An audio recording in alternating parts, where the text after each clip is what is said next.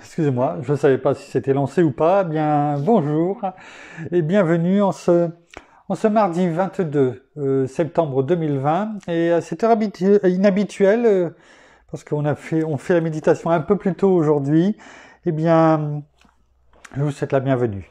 Et nous en sommes aujourd'hui arrivés à la méditation numéro 186 dans le livre Les Psaumes des temps modernes de notre ami pasteur Jean-François Denis.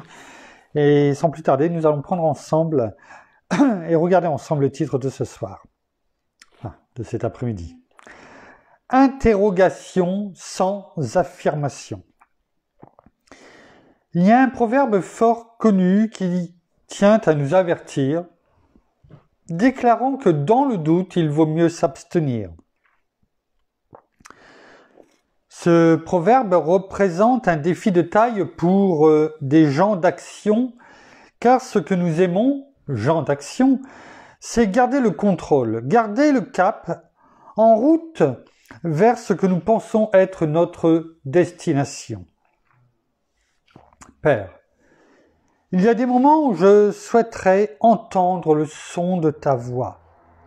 Rien de mystique, seulement distinguer avec assurance quelles sont pour moi tes voies, afin de ne jamais accomplir mes désirs, voire ma propre volonté, mais travaillant plutôt le cœur soumis à ce pourquoi tu m'as, dès le ventre de ma mère, destiné. Plusieurs chemins semblent s'ouvrir présentement devant moi. Dans les semaines à venir, j'aurai à prendre des décisions et faire les bons choix. Alors je t'en prie, ne demeure pas silencieux et parle-moi avec clarté. Car mon seul désir, peu importe le prix, c'est d'accomplir ce à quoi tu m'as appelé. Tu me connais. Je serai prêt à mourir en donnant ma vie sur le champ de bataille.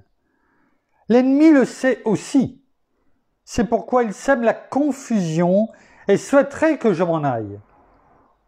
Mais le véritable défi n'est pas de quitter ou de rester. L'enjeu réel pour moi, pour nous, de demeurer au centre de ta parfaite volonté. Donne-moi alors, je t'en supplie, de discerner ta combinaison et comprendre tes dispositions.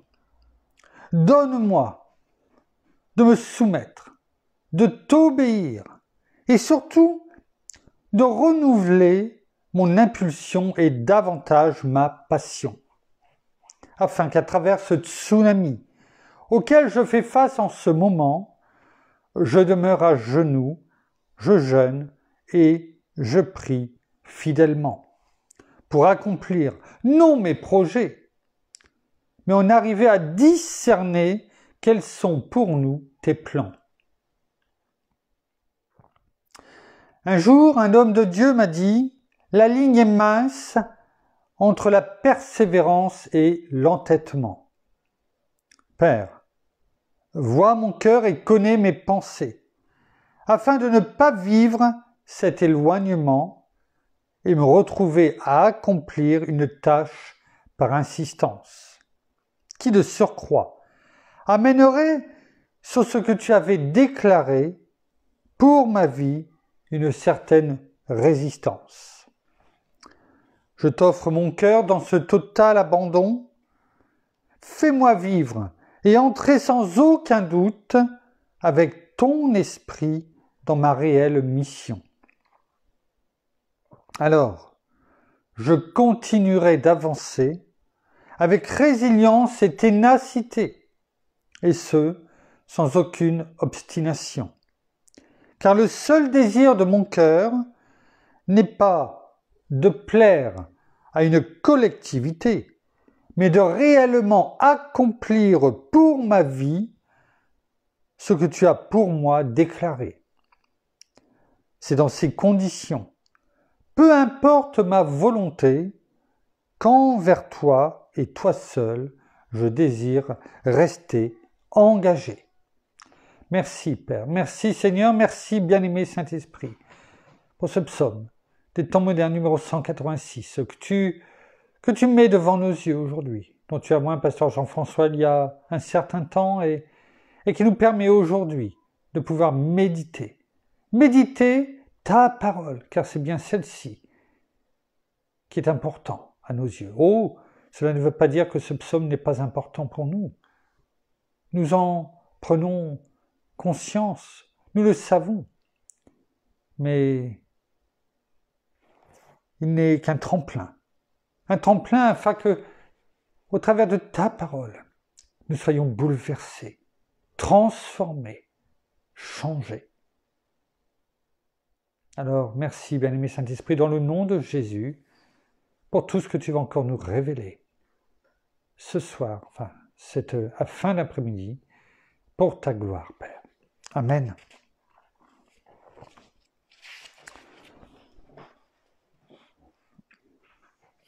Effectivement, comme je dis bien souvent, les psaumes des temps modernes de notre ami pasteur Jean-François, et je le remercie. Je remercie notre bien-aimé Saint-Esprit de l'avoir oint pour écrire tous ces psaumes des temps modernes, les uns après les autres. Ils sont là, ils nous permettent au quotidien d'étudier, de méditer la parole. Mais, bien entendu, ils ne sont que là pour nous permettre d'avancer dans la méditation de la parole. Et comme on peut le lire encore, et on a pu le lire, le véritable défi n'est pas de quitter l'endroit où nous sommes ou de rester par rapport à ce que nous souhaitons faire. Mais l'enjeu réel pour nous est de demeurer au centre de la volonté de notre Père, de sa parfaite volonté. Nous voulons, Père, demeurer là et aller là où tu veux que nous allions. C'est là l'essentiel. Alors, comme il est écrit, donne-moi, alors je t'en supplie, de discerner ta combinaison et comprendre tes dispositions. Donne-moi de me soumettre, de t'obéir et surtout de renouveler mon impulsion et davantage ma passion. Et tout cela ne peut être rendu possible que par une ouverture d'esprit envers notre Père, envers notre Seigneur, notre bien-aimé Saint-Esprit, une ouverture d'esprit et une docilité. Ce sont les deux mots-clés aujourd'hui de notre thème, docilité, ouverture d'esprit, qui sont indispensables. Indispensables. Bien sûr, cette docilité envers la parole, envers la parole de Dieu, qui est puissante et qui nous est donnée afin de nous conduire dans toutes nos voies. Et comme le dit le pasteur Jean-François lorsqu'il écrit au début de ce psaume, c'est un défi de taille pour des gens d'action. Car les gens d'action aiment garder le contrôle, garder le cap, en route vers ce que nous pensons être notre destination. Alors, nous devons être, oui, des gens d'action. C'est indispensable parce que nous savons très bien, nous l'avons vu bien souvent, que la parole nous dit de nous lever, d'aller de l'avant, de bouger, de nous hâter même. Ce sont des mots que nous donne, qui sont écrits dans la parole. Mais au-delà, nous ne devons pas nous lever, être dans l'action par rapport à notre volonté, mais être suffisamment docile, flexible, avoir cet esprit ouvert dont nous parlions pour entendre et pour mettre en pratique ce que la parole nous dit. Alors, pasteur Jean-François nous laisse une référence qui est le psaume 25. il est un peu long pour que nous le lisions et nous méditions en même temps.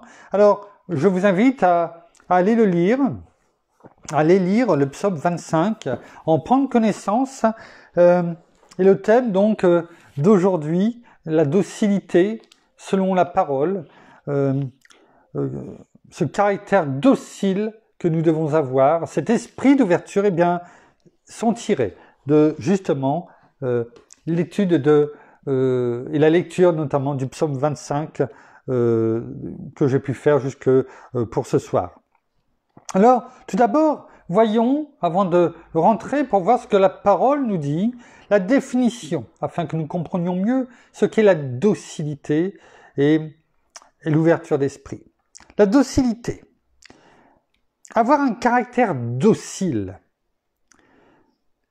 c'est une disposition naturelle à se laisser conduire, diriger, commander, une soumission, écouter, obéir avec docilité. Vous avez vu, écouter, on en a parlé hier. On a vu la définition du verbe écouter. Écouter attentivement, dans les moindres détails. Voilà ce que c'est selon la grammaire déjà française, ce que c'est qu'un caractère docile. Disposition naturelle à se laisser conduire, diriger, commander, soumission.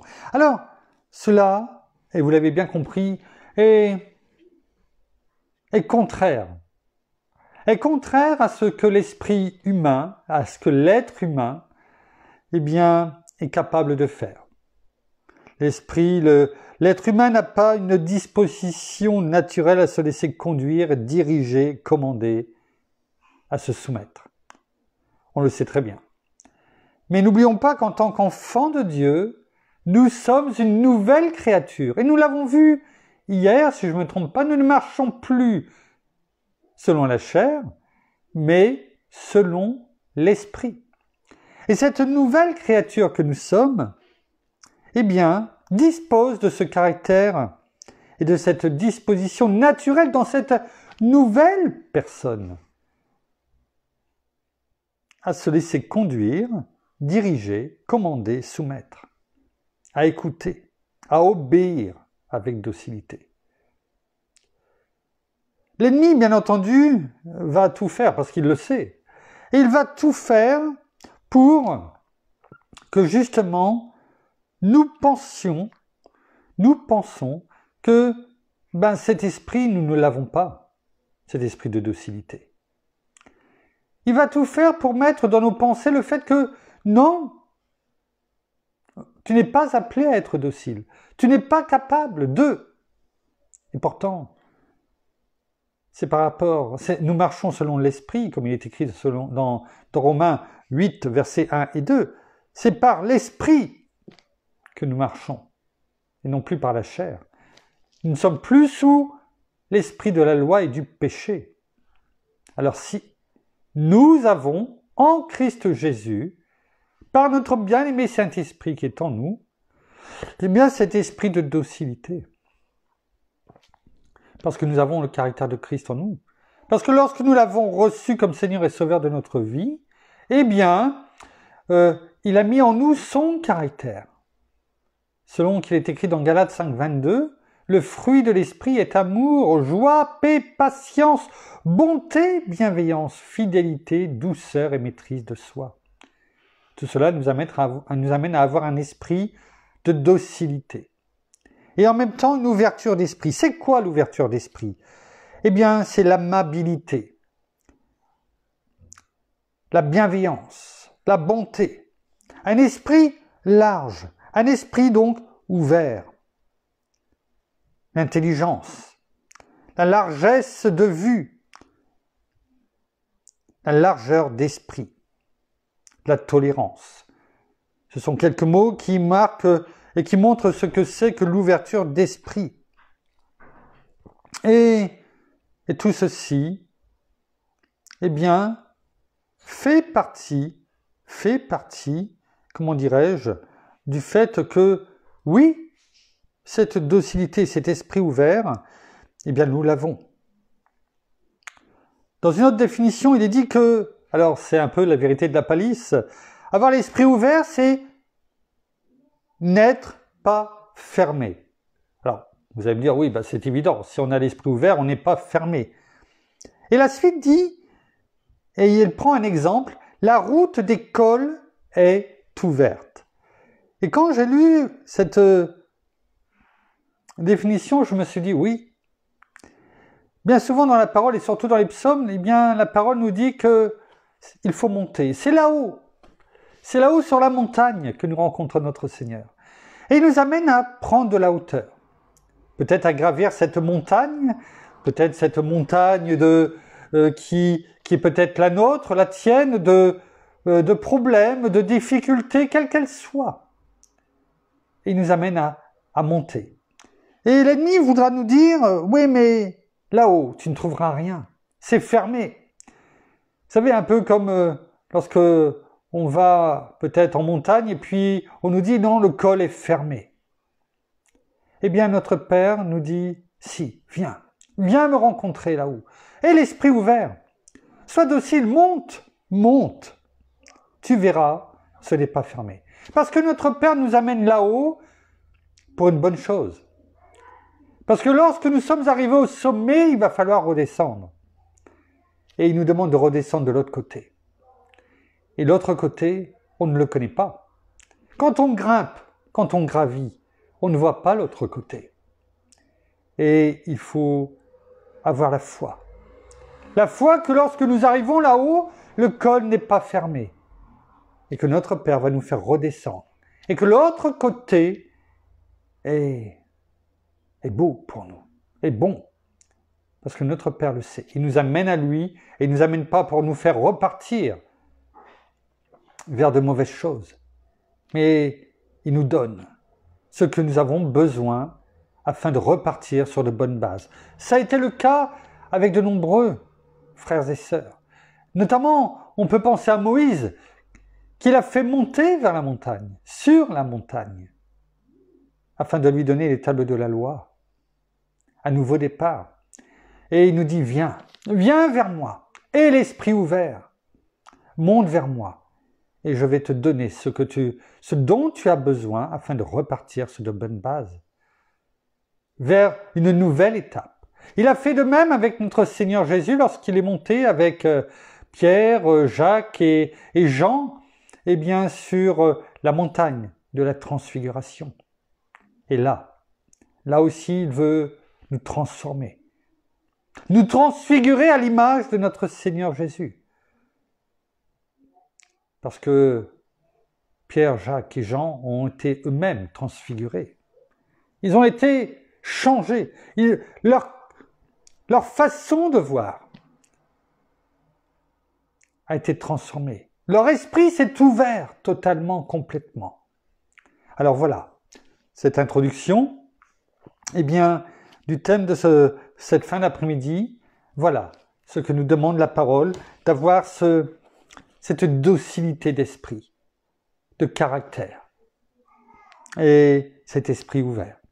Alors la parole, nous allons voir au travers de quelques exemples, eh bien, ce que nous dit la parole, au travers de personnes, de frères, de personnes qui nous ont précédés, et comment, eh bien, ils ont été amenés à avoir cette docilité, cette ouverture d'esprit.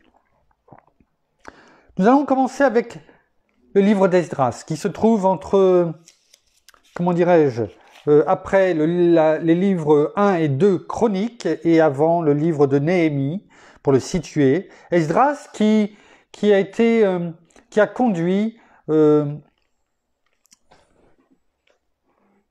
dirais-je, une partie du peuple juif à revenir vers Jérusalem lorsqu'ils étaient en déportation à Babylone. Il a conduit ce deuxième retour.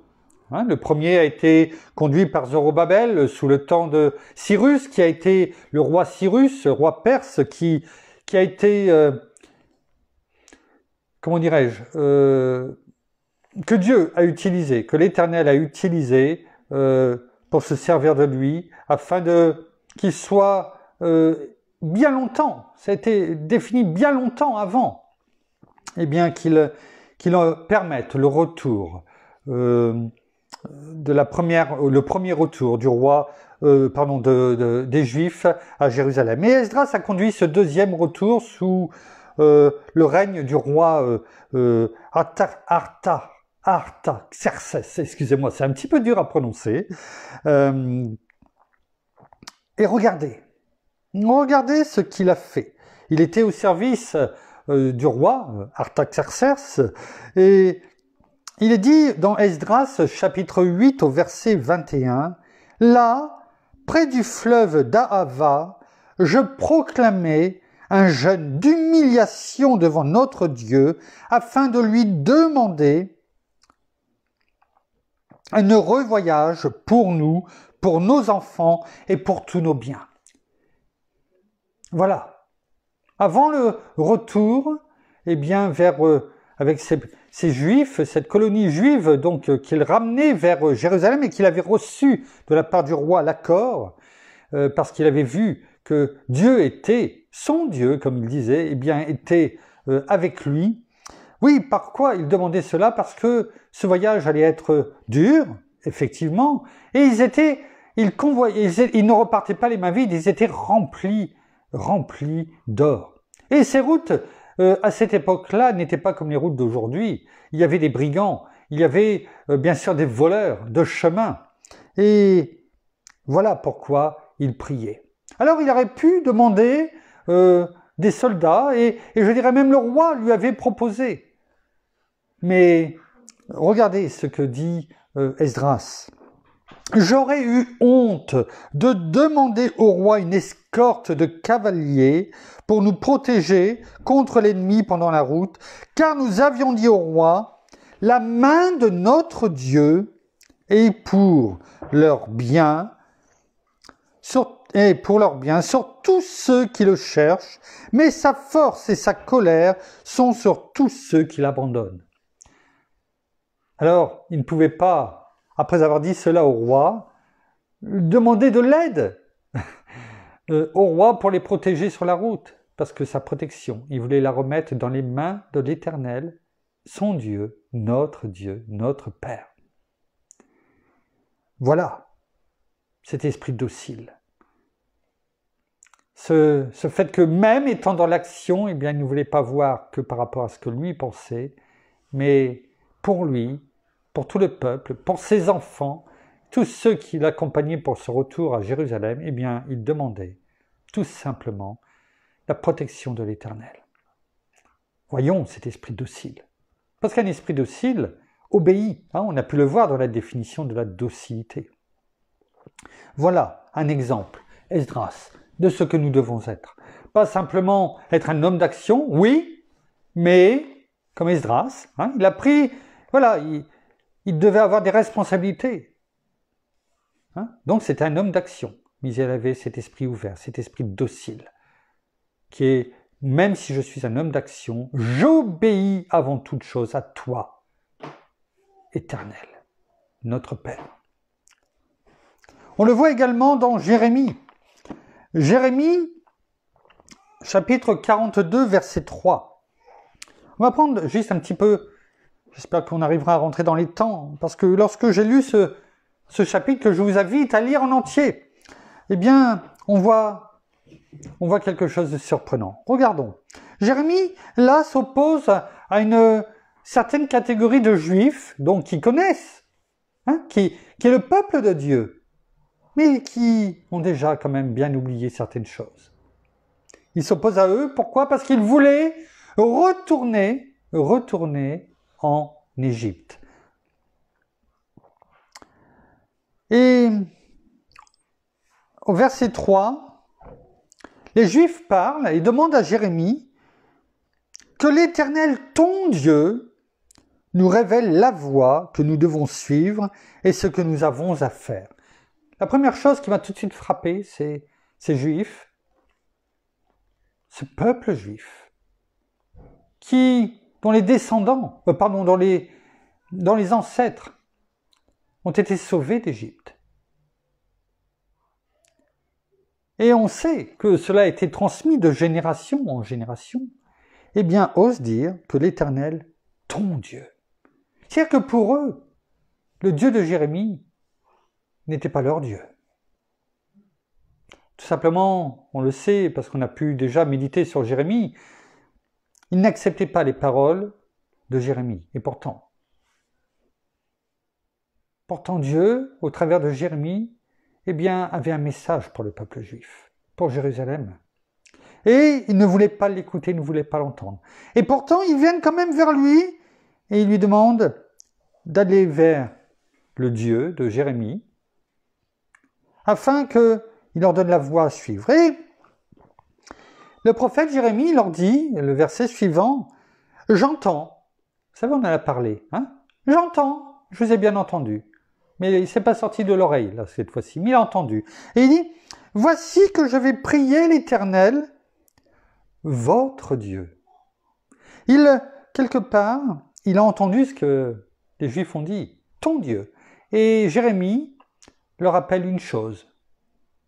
Au début, tout de suite de cette réponse qu'il leur donne, « Voici que je vais prier l'Éternel, votre Dieu, selon vos paroles. » Il leur dit, mais ce Dieu que vous me demandez d'interpeller, auprès de qui vous me demandez d'intercéder pour vous, eh bien je vous rappelle que c'est également votre Dieu. C'est ce qu'il fait là. Hein. Et je vous révélerai sans rien vous cacher toute parole que l'Éternel vous répondra. Et ils dirent à Jérémie,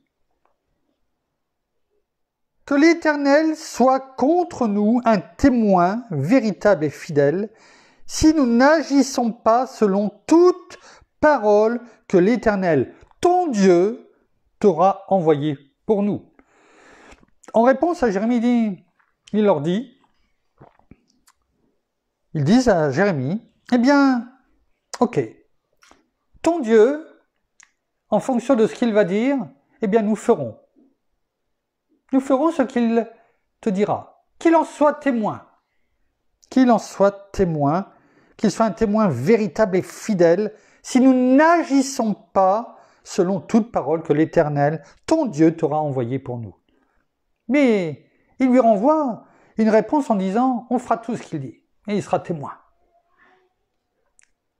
Mais il lui renvoie une parole en disant, quelque part, mais ce ne sera toujours pas notre Dieu. C'est toujours ton Dieu. Cependant, le verset suivant, il est écrit que ce soit du bien ou du mal. Vous voyez ?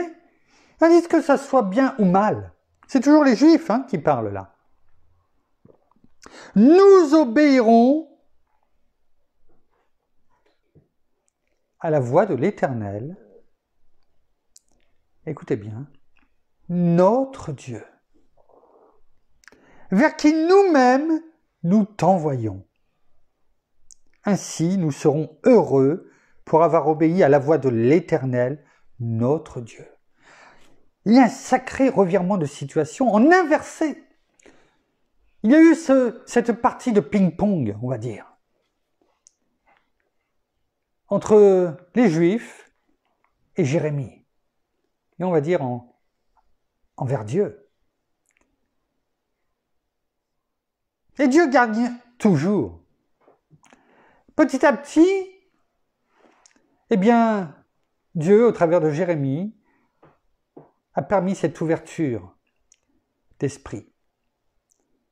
A ouvert, je dirais, une certaine docilité, vous allez comprendre pourquoi, dans le caractère des Juifs. Afin que finalement ils reconnaissent, eh bien, que c'est le même Dieu, que c'est également leur Dieu. Alors ils le reconnaissent. Et notez bien qu'ils ont dit, mais il sera témoin. On fera ce qu'il va dire.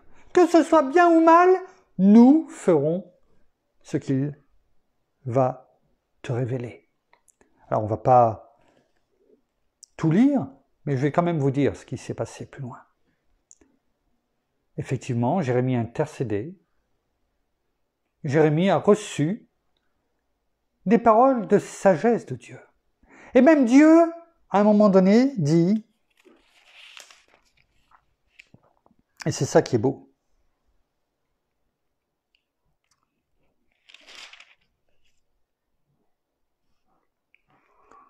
De même que ma colère et ma fureur se sont répandues sur les habitants de Jérusalem. Non, c'est pas là. En fait, il revient. Voilà, il écrit « Je vous témoignerai ».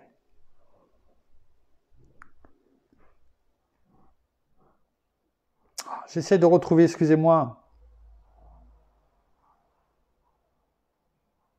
ce verset qui m'a touché pourtant.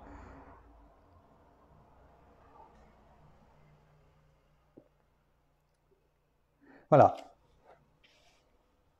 Et c'est beau. C'est là qu'on voit que Dieu nous aime, d'un amour éternel. Il nous aime. On le sait, il nous a donné son Fils unique. Et il dit à ce peuple rebelle, qui, quelques versets précédemment, disait « Va vers ton Dieu », qui avait oublié tout ce qu'il avait fait, toutes ses victoires, ses batailles, ses délivrances au travers des siècles. Il dit, notre Père, voilà ce qu'il dit l'Éternel, si vous continuez à habiter dans ce pays, voilà, si vous restez là, à Jérusalem, si vous ne repartez pas, en fait, là où je vous ai retiré, c'est dans le monde, hein, dans le monde, en prison, chez l'ennemi, je vous y édifierai. C'est-à-dire qu'il dit, je vais vous édifier. Et je ne vous détruirai pas. Il leur dit, je vais pas vous détruire, je vais vous édifier. Et je vous planterai, c'est-à-dire que je vais te mettre des racines. Quand Dieu plante quelque chose, il met des racines. Rien ne peut le retirer. Et je ne vous arracherai pas, car je regrette le mal que je vous ai fait. Regardez toute la bonté de Dieu. Notre Dieu, leur Dieu, vient dire « Je regrette le mal que je vous ai fait ». L'Éternel, le Créateur de toutes choses, il vient devant eux comme il le fait devant nous. Et quelquefois, même si c'est nous pourtant qui se sommes écartés de lui, retirés sous sa protection. Vous savez, l'image que je vous ai déjà donnée, quand il pleut, on s'est retiré du parapluie et on est trempé. Eh bien, il nous dit, si vous revenez, eh bien, je vais vous sécher. Je vais vous rhabiller. Et si tu t'es enrhumé, je vais te soigner, je vais te guérir et je vais t'édifier. Car je regrette le mal que je vous ai fait. Et pourtant, c'est nous qui sommes partis. Et c'est comme si qu'il prenait pour lui tout ce que nous avions fait de mal. C'est beau. C'est une parole pour chacun d'entre nous aujourd'hui. Et vous savez quoi? Ils ne l'ont pas entendu. Enfin, du moins, ils l'ont entendu. Mais de la façon que on parlait hier, c'est rentré dans une oreille et c'est ressorti par l'autre. Ils n'ont pas écouté attentivement. Ils n'ont pas eu finalement ce caractère docile au point de l'écouter et d'obéir. Cette ouverture d'esprit a été, oui, certes, mais pas suffisante. Et ce qu'ils avaient dit pourtant, eh bien, ils l'ont dit, comme on peut dire, oui, j'entends bien, mais finalement on n'a rien entendu. Et ils ont fait le contraire. Ils ont refusé ce que Dieu, l'Éternel, notre Père, leur proposait, leur donnait. Et bien entendu, eh bien, ils ont eu la conséquence de leur choix. Et ils ont péri par l'épée. Ils ont subi des souffrances. Ils ont vu des destructions. Mais ça a été leur choix. N'ayons pas ce caractère. Parce que nous avons pris un peu plus de temps pour ce passage, mais je crois que c'est important pour nous aujourd'hui. Nous ne sommes plus peut-être au temps de Jérusalem, mais devant la peur de l'ennemi, devant peut-être la peur de la famine, du manque, nous sommes prêts à repartir peut-être, nous aussi, vers l'Égypte, vers le monde, parce que c'est ça. l'image de l'Égypte, le monde d'aujourd'hui. Nous sommes prêts à aller chercher ailleurs ce que nous avions peut-être dans le passé. Retourner. Et pourtant Dieu nous dit, c'est ce qu'il nous dit. Oui, reste là avec moi. Reste sous ma main, sous ma protection. Reste là où je t'ai fait et je t'ai attiré. Oui. Je vais t'édifier. Je ne vais pas te détruire. Non, je suis avec toi. Je combats pour toi. Je vais combattre pour toi. Je le fais déjà. Je vais te planter. Non pas te planter dans le sens de faire du mal, mais je vais te planter là où tu es, afin que tu portes beaucoup de fruits pour ma gloire. C'est cela qu'il disait et qu'il nous dit. Je ne vais pas t'arracher. Et là où je te mets, personne ne va pouvoir t'arracher. Voilà ce qu'il nous dit. À nous, aujourd'hui. Alors ayons cet esprit de docilité, total, complet, et non pas en partie. Non pas un esprit de docilité tiède, comme ces Juifs, qui finalement ont pris leur décision. Oh, ils ont dû le regretter amèrement, mais il était trop tard. Cette docilité est essentielle pour entrer dans le royaume de Dieu. Regardons ce qui est écrit dans Matthieu. Dans Matthieu, chapitre 18, verset 3, et c'est notre Seigneur Jésus lui-même qui nous parle, et qui parle.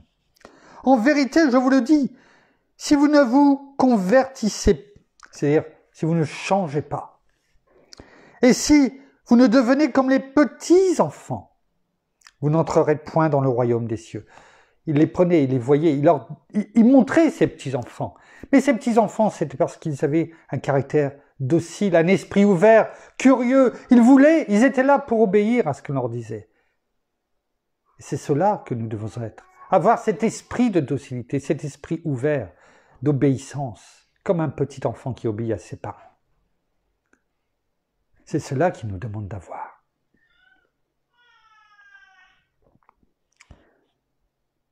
Cet esprit de docilité et de curiosité et d'obéissance qui est démontré par les disciples dans Luc, chapitre 11, verset 1er. Regardons ce qui est écrit. Jésus priait un jour en un certain lieu. Lorsqu'il eut achevé, un de ses disciples lui dit « Seigneur, enseigne-nous à prier comme Jean, c'est-à-dire Jean-Baptiste, l'a enseigné à ses disciples. » On peut être un homme d'action. On peut peut-être même avoir des personnes qui nous suivent. On peut être enseigné par, comme l'étaient les disciples pendant plus de 3 ans et demi, par notre Seigneur Jésus.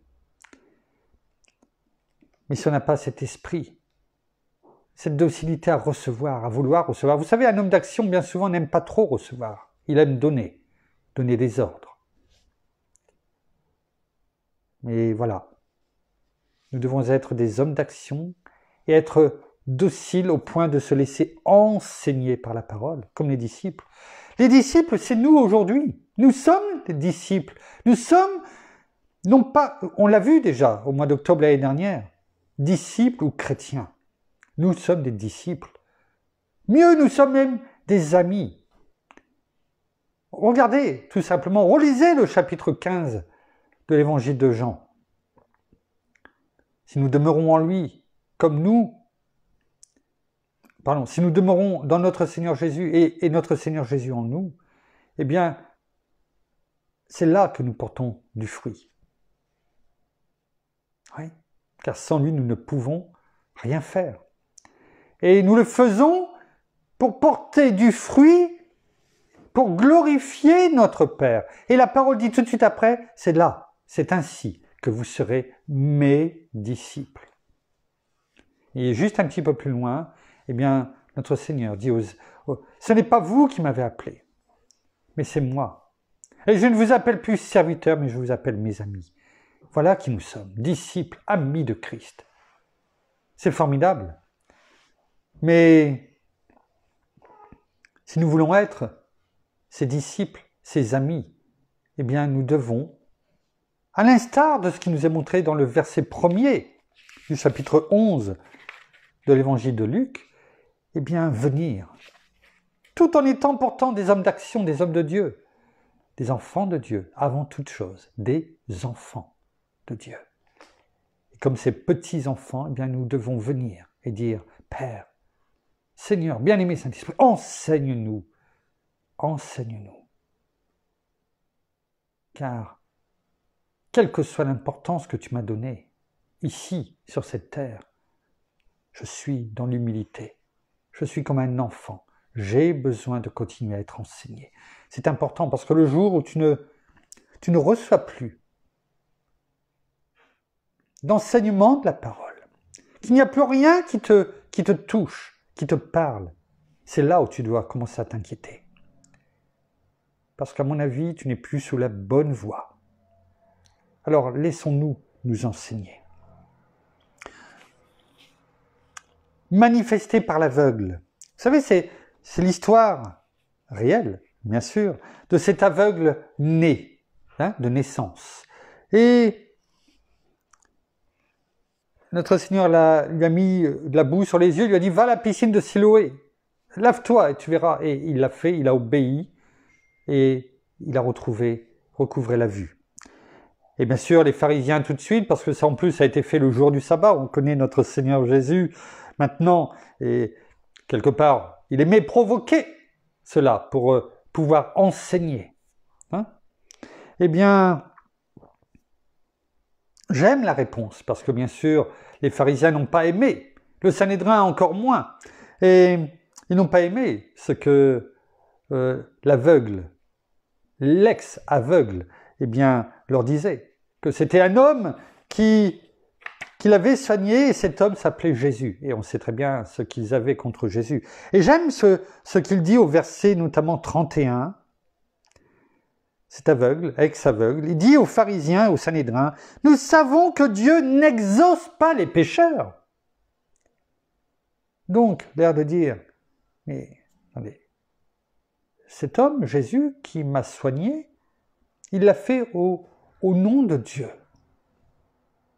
Mais on sait très bien, et vous le savez, que Dieu n'exauce pas les pécheurs.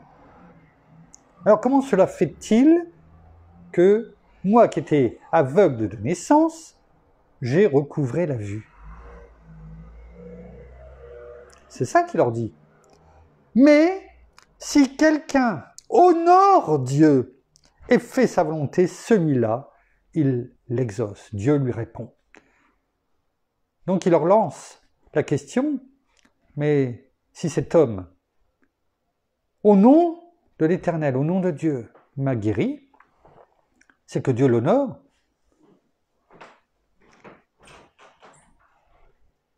Alors, il est dit ensuite, « Jamais encore on a entendu dire que quelqu'un ait ouvert les yeux d'un aveugle né. » Alors si cet homme n'était pas de Dieu, il ne pourrait rien faire.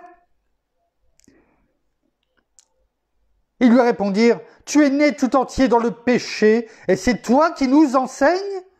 Et ils le jetèrent dehors. Voilà quelle a été la réaction de ces personnes en face. Ils n'avaient pas l'esprit ouvert, ils n'avaient pas l'esprit docile. Et au verset 37, Jésus, ayant appris qu'il avait été jeté dehors, a dit à cet ex-aveugle, et même il lui dit au verset 35, Jésus apprit qu'il l'avait jeté dehors, il le trouva, il lui dit, « Crois-tu au Fils de l'homme ?» Dans d'autres versions, il est dit « au Fils de Dieu ». Il répondit, « Qui est-il, Seigneur, afin que je croie en lui ?» Qui est-il? Il n'a pas répondu oui ou non, il a dit « Mais qui est-il ?» Parce qu'il avait soif, il voulait le voir, il voulait le chercher. Il avait cet esprit ouvert, cet esprit docile, d'obéir, d'aller le chercher. Et le Seigneur Jésus lui répondit, « Tu l'as vu, lui dit Jésus, et celui qui te parle, c'est lui. » Alors, nous le savons. Nous ne sommes plus aveugles parce que toute aveuglement a été retiré lorsque notre Seigneur, eh bien, notre Père nous a amenés à notre Seigneur et que notre Seigneur, nous avons reçu notre Seigneur et comme Seigneur et Roi, Seigneur et Sauveur, de notre vie. Nous ne sommes plus dans l'aveuglement. Alors ne soyons pas ces pharisiens, ces gens religieux qui ne veulent pas entendre, écouter. Et pourtant, eux, contrairement à cet aveugle qui était devant eux, cet ex-aveugle, ils voyaient. Mais pourtant, c'est ce contraste entre cet ex-aveugle né de naissance qui lui voyait et disait, on l'a pu le voir, et proclamait qui était Jésus, et ces gens qui, soi-disant, voyaient et qui pourtant étaient totalement dans l'aveuglement. Voyez ces rôles inversés. Oh, merci, bien-aimé Saint-Esprit. On le voit aussi, on va accélérer chez l'eunuque éthiopien qui venait de la part de la reine d'Éthiopie et qui, sur ce chemin, eh bien, va trouver Philippe, enfin du moins Philippe va plutôt trouver l'Éthiopien parce qu'il a été envoyé par notre bien-aimé Saint-Esprit qui lui a dit « Va, lève-toi et va vers lui » sur ce chemin. Et cet Éthiopien qui était gardé, on l'a vu justement dans le dessin animé dont je vous parlais ces derniers dimanches et enfin lundi, hier donc, oui, eh bien, on le voit, il était gardé et pourtant il lisait le prophète Ésaïe. Les rouleaux dans le prophète Ésaïe. Et pourtant, il avait des responsabilités, il était important. Et je pense que Philippe, quand il est arrivé, ne devait pas être habillé de façon, je dirais, comme un dignitaire. Et c'est vrai que dans le dessin animé, il le montrait, eh bien, les gardes ne voulaient pas qu'il s'approche de l'Éthiopien qui était dans une chaise à porteur. Et pourtant, l'Éthiopien, lorsque Philippe lui a dit « Mais tu lis la parole, tu lis le prophète Élie, et est-ce que tu comprends ce que tu lis ?» Eh bien, moi, je vais te l'expliquer. Eh bien, il a eu cet esprit ouvert, cet esprit docile, pour dire à Philippe « Mais viens, monte !» Un choc de deux mondes. Et pourtant, il a eu cet esprit ouvert au point qu'il était dans la joie d'avoir cette explication, la soif de rencontrer et de savoir qui était Jésus. Et il avait tellement soif, tellement cet esprit ouvert, tellement cet esprit docile, qu'il a dit « Stop ! Je descends. Je veux être baptisé. Je veux devenir chrétien. Je veux devenir disciple. » Et ce jour, eh bien, ce jour-là, à l'instant même, il a reçu notre Seigneur, comme Seigneur et Sauveur de sa vie, le bien-aimé Saint-Esprit sur lui.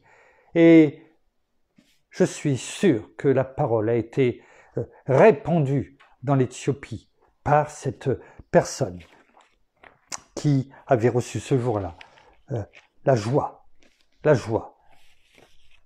bien de recevoir Christ au travers de, comment dirais-je, de cette docilité de cœur et d'esprit. C'était également le secret du succès de Paul. Paul qui, là aussi, on l'a vu. Merci, bien-aimé Saint-Esprit, de nous avoir permis de voir ce dessin animé. Eh bien, qui sur le chemin de Damas pour aller persécuter les gens, eh bien, reçu. Comment dirais-je, a été rendu aveugle par la lumière éblouissante de notre Seigneur Jésus qui lui a parlé, qui l'a jeté à terre du cheval. Vous voyez, le contraire de l'aveugle né. Cet aveugle né de naissance, donc, eh bien, a été guéri et a vu, alors que l'apôtre Paul, à l'instar du Sanhédrin et des religieux et des pharisiens, eh bien, a été frappé d'aveuglement, tout en voyant, d'un côté, mais là, vraiment frappé d'aveuglement, lui qui persécutait Jésus. Jésus lui a dit, mais c'est moi que tu persécutes, c'est moi, Jésus de Nazareth, celui que tu persécutes. Oui, il était aveugle. Et à partir de ce jour-là, eh bien, sa vie a changé. Il s'est laissé conduire docilement jusqu'à Damas. La parole dit même que il a dit à Ananias, va vers Saul de Tarse. Il prie. Cela fait peut-être 3 jours qu'il prie. parce qu'il avait été frappé d'aveuglement, mais cet aveuglement l'a rendu docile. Il lui a ouvert l'esprit, même s'il ne voyait pas. Et quand notre Seigneur, au travers d'Ananias, lui a rendu la vue, il n'a plus jamais été le même. Et il est devenu, c'est l'apôtre Paul, celui que nous connaissons aujourd'hui au travers de la parole. Que, là encore, à l'instar de tout à l'heure que nous avons vu dans Jérémie, cette bataille, cette partie de ping-pong d'un côté ou de l'autre.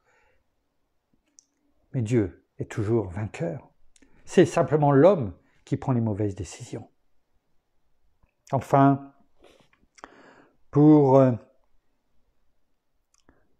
terminer, on peut voir dans Actes, chapitre 16, verset 10, lorsque à Philippe, justement, mais non pas l'apôtre, mais la ville de Philippe, eh bien, là où on retrouve justement Paul et Silas, c'est-à-dire l'apôtre Pierre, en prison, là où ils sont gardés, enchaînés, et pendant la nuit, alors qu'ils étaient en train de prier, de chanter, eh bien, un grand bruit. Toutes les portes des prisons s'ouvrent, les chaînes tombent, la lumière est là. Et le geôlier est prêt à se tuer. Peut-être parce qu'il est effrayé, parce qu'il a entendu ce qu'il a vu. Peut-être qu'il a peur que tous les prisonniers se soient échappés et surtout viennent peut-être vers lui. Alors qu'importe sa peur. Mais là, il entend une voix. Cette voix de Pierre et de Paul qui dit « Ne te tue pas, nous sommes là. » Et là, à l'instar des portes de prison qui se sont ouvertes, son esprit s'est ouvert. Il les a amenés, il les a sortis, il les a libérés. Et il a surtout demandé « Mais que dois-je faire maintenant pour être sauvé ?» Eh bien, après avoir invité Paul et Pierre dans sa maison, eh bien lui et toute sa famille ont été sauvés. Alors nous sommes sauvés. Mais la parole, l'évangile, cette bonne nouvelle, ce que nous avons reçu aujourd'hui, nous avons pris un peu plus de temps certes, mais ce que nous avons reçu, eh bien, ayons cet esprit suffisamment ouvert, docile, pour laisser cet enseignement pénétrer dans nos cœurs. Que notre Père, comme on l'a entendu tout à l'heure, nous dise « Je vais te planter là où tu es, parce que tu veux rester. Tu ne veux pas repartir dans le monde malgré tes difficultés, peut-être qui sont ceux que tu vis aujourd'hui. Mais ne t'en fais pas. Je t'ai entendu. Et je vais t'édifier. Je vais te faire changer de temps. Tu vas entrer dans un autre moment, dans une autre époque, dans un autre temps. Et là où tu es resté, parce que tu m'as été fidèle, eh bien, tu vas porter du fruit. Peut-être que ce qui t'a été montré, eh bien maintenant, tu vas rentrer, oui, dans ta période. Oui. Alors, laissons Dieu agir ainsi et nous faire passer, vous savez, de l'autre côté de la montagne, comme je disais tout à l'heure, là où nous allons découvrir.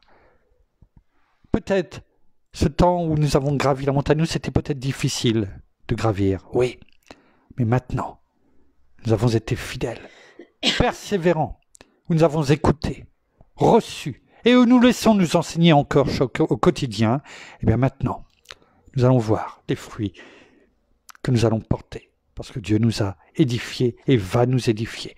Alors merci Père, merci Seigneur, merci bien-aimé Saint-Esprit pour ton enseignement encore de cette fin d'après-midi. Nous terminons par la prière.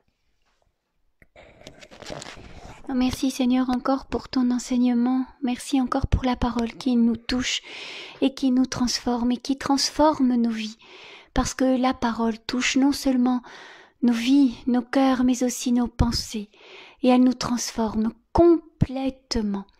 Alors merci encore de nous montrer tout ce que tu veux pour nous, mais aussi que nous acceptions ce changement en nous, non seulement ce changement, mais aussi cette docilité, que nous soyons tes enfants obéissants, que nous écoutions et que nous agissions, que nous mettions la parole en pratique chaque jour dans nos vies et que nous puissions avancer avec elle chaque jour.